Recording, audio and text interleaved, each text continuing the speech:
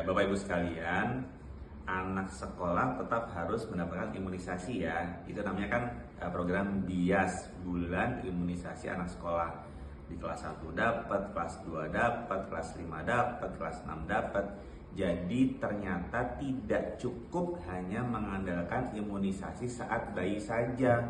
Imunisasi sampai 18 bulan pun ternyata tidak cukup. Kenapa? Karena pada usia 5 tahun lebih, terutama pada anak SD kelas 1, itu kekebalan yang sudah diberikan di imunisasi sebelumnya, di usia sebelum itu sudah jauh berkurang menurun.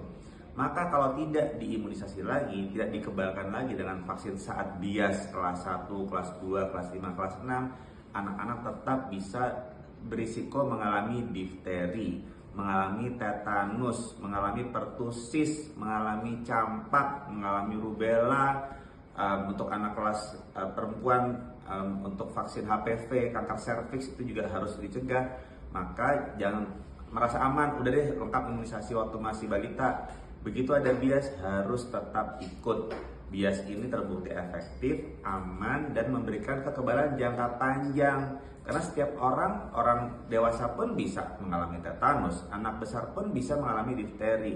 Kalau tahu orang sakit difteri sampai dirawat di rumah sakit, sampai ada dibolongin harus pakai tracheostomi. Tetanus itu benar-benar tersiksa, kejang. Saya masih dapat pasien tetanus juga di rumah sakit. Kemudian pertusis itu kalau menular ke anak bayi bisa dirawat karena pneumonia, dirawat di rumah sakit masuk ke ICU. Maka jangan lupa kalau sampai ada ajakan atau undangan BIAS, ikut BIAS di sekolahnya. Ya, jangan lupa.